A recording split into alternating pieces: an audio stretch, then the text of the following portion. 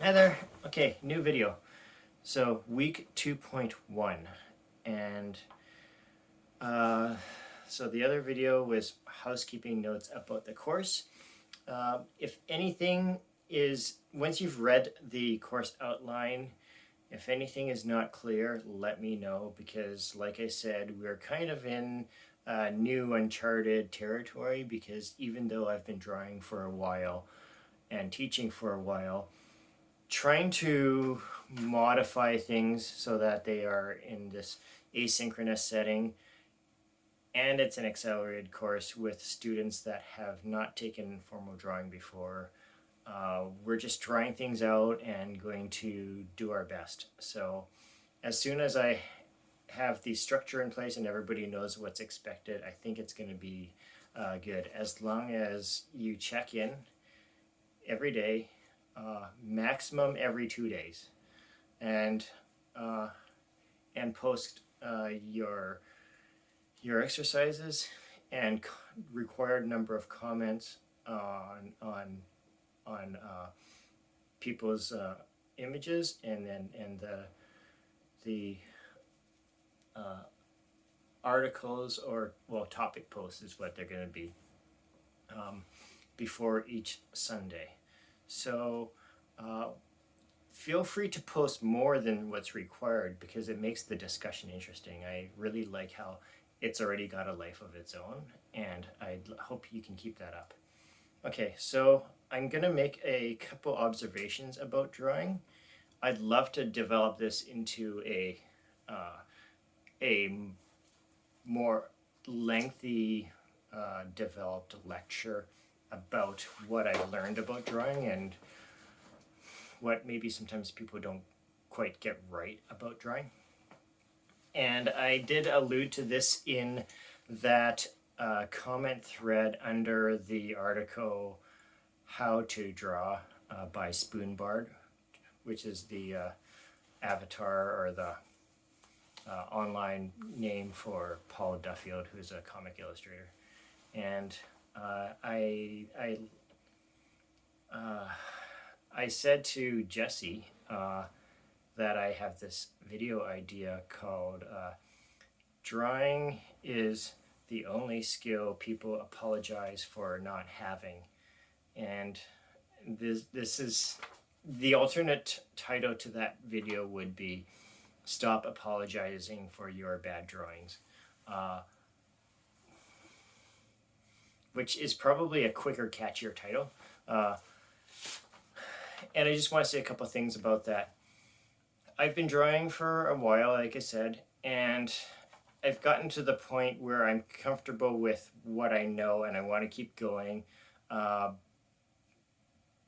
I'm used to getting compliments on it, but it doesn't go to my head, because I don't think I'm a genius, and I want to keep learning, because there's always somebody better than you and that you can take from. So not better in the sense that I feel inferior, but there's just always more to learn. So if you think of it like that, and like if you feel like somebody who is like me might be farther ahead than you, but it might not feel so daunting knowing that I'm in a similar boat, because I'm still learning from other people.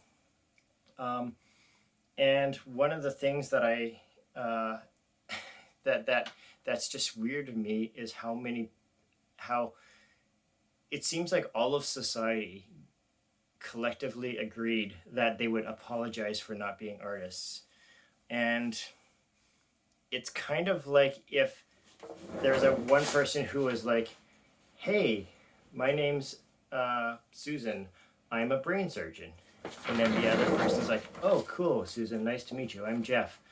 I'm a really, really bad at doing brain surgery. I just can't do it at all. I just suck. Nobody would say that, right?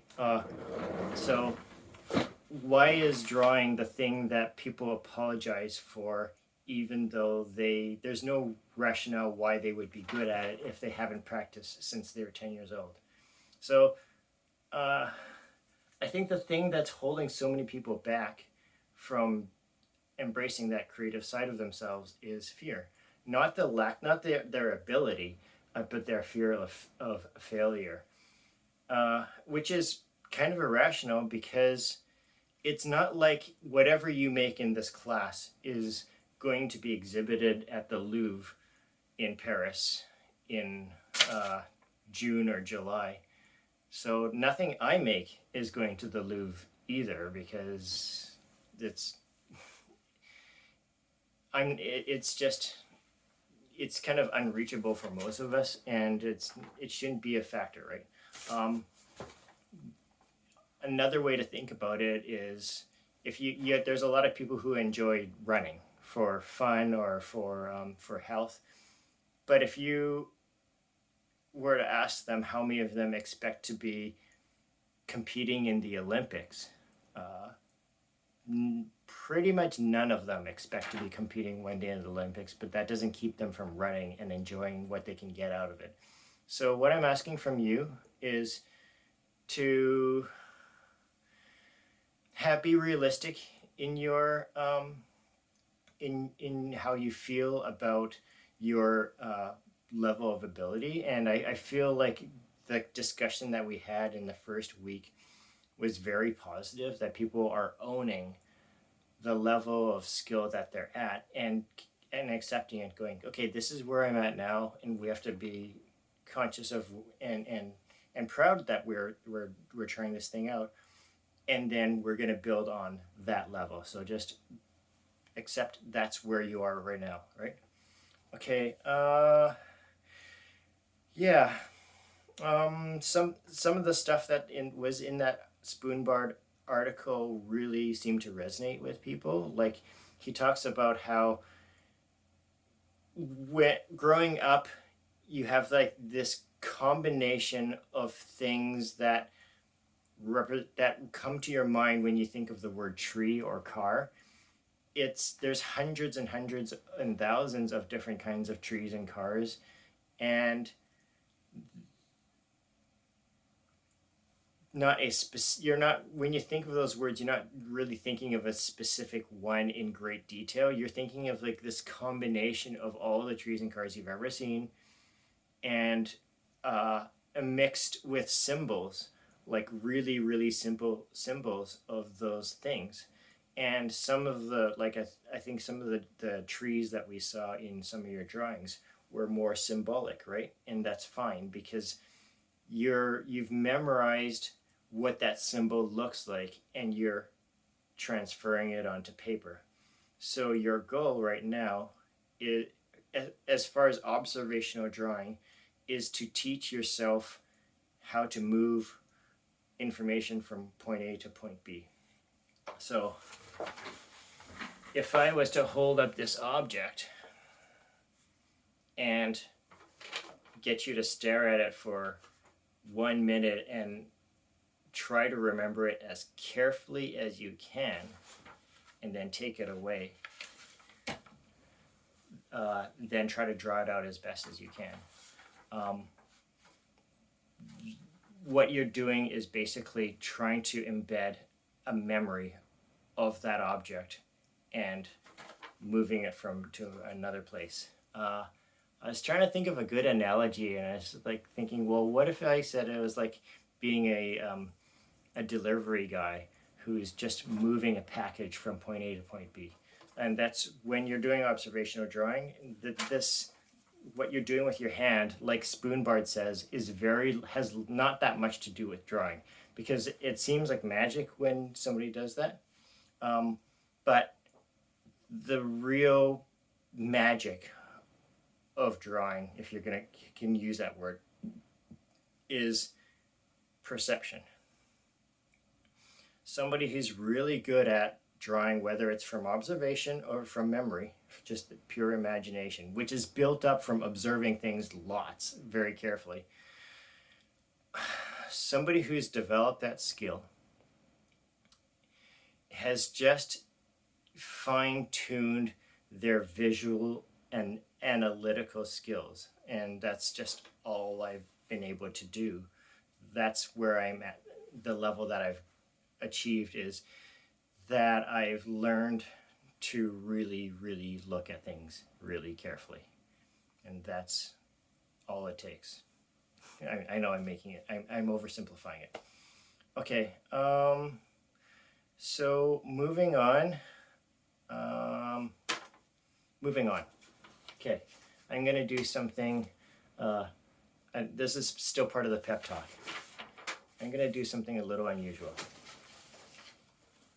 Okay, so here's a couple drawings, and this is probably representative of the kind of drawing that a lot of people who don't draw wish they could do, because a lot of people, you know, the photorealism impresses people. So I'm going to do something you're not going to expect.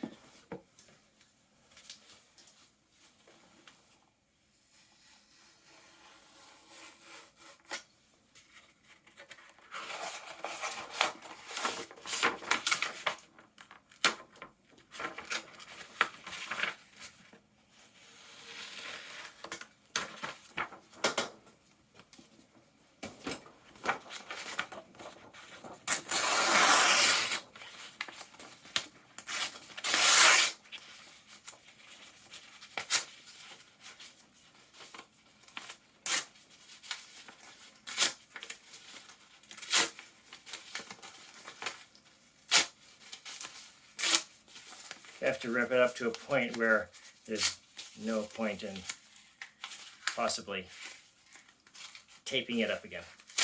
Okay? I'm going to put it in my bin over there. Why would I do that? Okay, it's to prove a couple points. Art has, getting back to like our fear of being creative and our fear of failure. Where does that come from? This is, could, you know, over time we'll go into that other video or lecture I want to create. I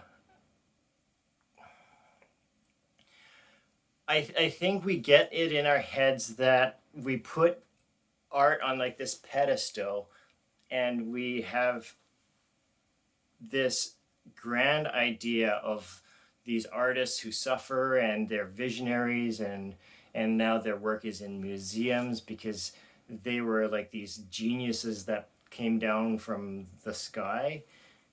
And how could we ever, you know, compare ourselves to those geniuses who are all dead now? And somewhere between the age of 10 to 15 is when most people give up on drawing.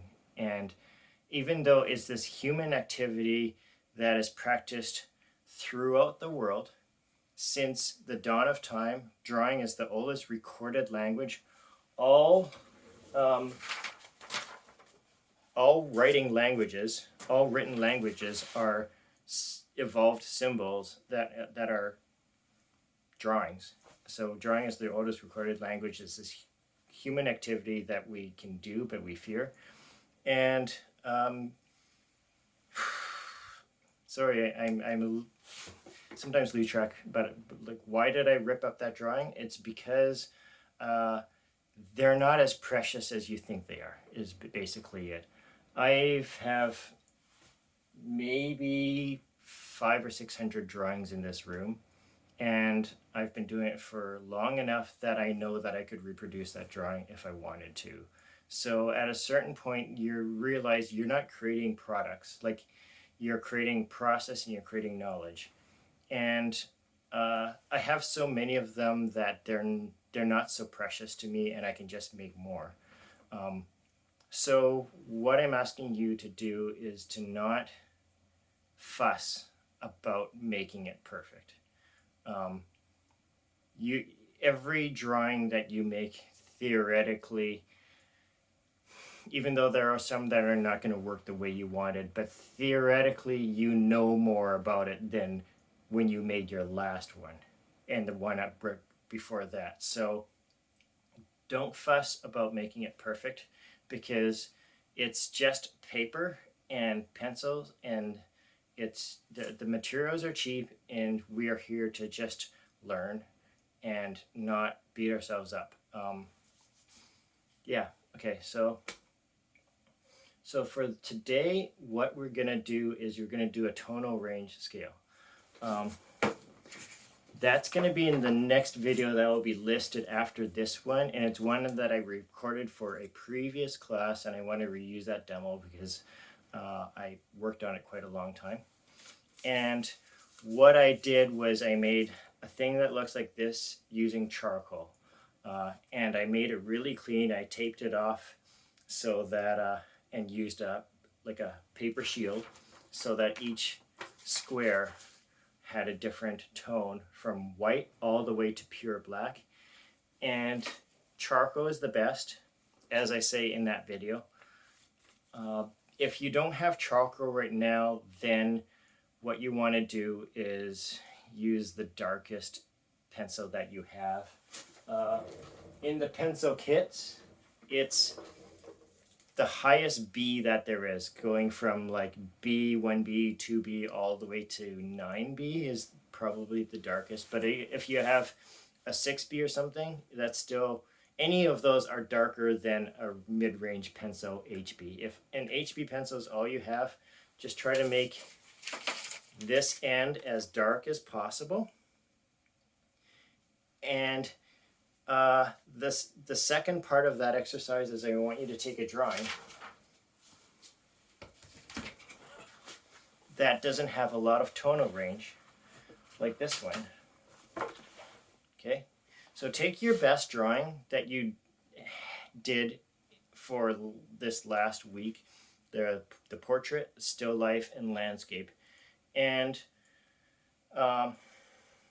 apply a full tonal range to it. So fill it in as best as you can. And shading in a face is tricky. So that's something that'll take a little bit longer to develop. So if that seems daunting, because that's a whole nother demo on how to shade a face.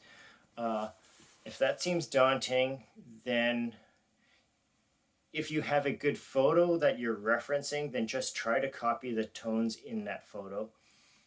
If you're just doing it from a mirror, then imagine it to be a black and white image and look for all the range of tones between white and black and all the grays in the middle.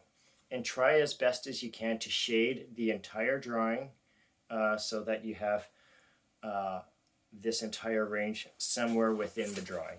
So let's see here. Here's the other photo. Here's one of the other image that I didn't destroy. And this has a pretty wide tonal range. But I used an HB pencil, so that is not pure black. That is like a number 7 or 8, not a 10. 10 being black. So, but this has got a really nice, still a pretty nice range of tone, and that's your first exercise, is take one of your existing drawings or a new one and shade it using as wide a range of tones as possible. All right, and then what I want you to do is post a photo of it following the guidelines in the previous video on how to photograph your work. So setting it up like this and not like that or like that. Whether you put it on whether you have your artwork attached to a wall or on your table, then you have to shoot straight down and try not to cast shadows. So probably pinning it to a wall is best, or scanning it. And then I want to see the tonal range that you create right next to it, and then that you've tried to apply all those shades to your drawing. Okay, so that's your exercise for this week. It needs to be uploaded by Sunday, but since there's another exercise coming this Thursday, I'd like you to start it right away and comment on another person's post of We're going to get in more into how to give good feedback, but just for now, say something constructive. If somebody says, I wasn't sure how this worked out, then